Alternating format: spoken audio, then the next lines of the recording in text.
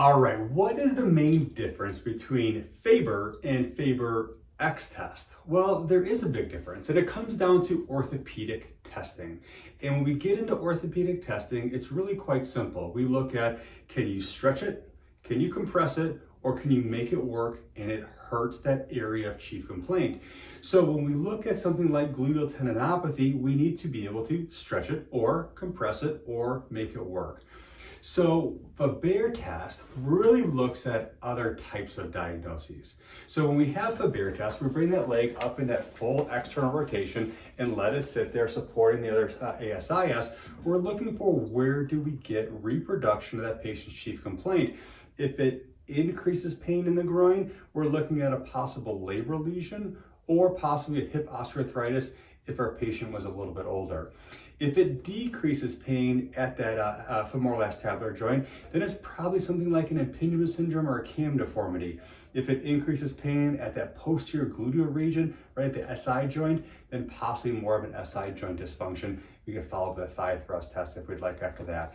However, it's not a really good test for identifying gluteal tendinopathy. So what we can do is we can use the FABREX test. So we're gonna have the patient, long leg, they're gonna bring their leg up to 90 degrees at the hip and knee at 90 degrees, 50 degrees of abduction, and right now I'm putting a lot of stretch across those butt muscles. Now, if I take and fully externally rotate that hip, now I'm really pulling or stretching that gluteal tendon, mostly that glute med. And if I can get some reproduction of the chief complaint right at the outside part, at the greater trochanter, I have a very high sensitivity and specificity of having gluteal tendinopathy. Now that is a stretch across that muscle. We also have a really fancy test to compress it. They lie on their side and you push on it. It makes it very simple. There's also another test called a derotation test. You can check it out in ChiroUp. It is a touch more complex.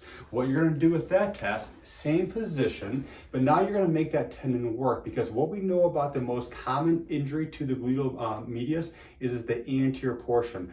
Well, that glute muscle is no longer an external rotator when it comes to 90 degrees. It's actually an internal rotator to the hip. So what this test does, takes advantage of that. In this position, you're gonna externally rotate until you reproduce that patient's chief complaint. As soon as they hit that point, like, that kind of hurts right there at the outside part, just slightly derotate the hip. And now what I'm gonna have my patient do is try to bring their leg back to this position. So I'm gonna say, bring it back. He tries to do that motion. He's gonna activate those internal rotators, the gluteus medius, and if that causes pain, we could have high sensitivity and specificity of having gluteal tendinopathy. So there you have it. How do we compress the tissue? We push on it. How do we stretch it? We can use the FABREX test. And how do we make it work? That's a derotation test.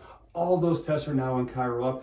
Check out the condition reference section for more information on anything else about gluteal tendinopathy, along with all the information in the blog. And if you want to deliver the exercise, deliver the patient education, check out the condition report within ChiroUp to deliver your patients today.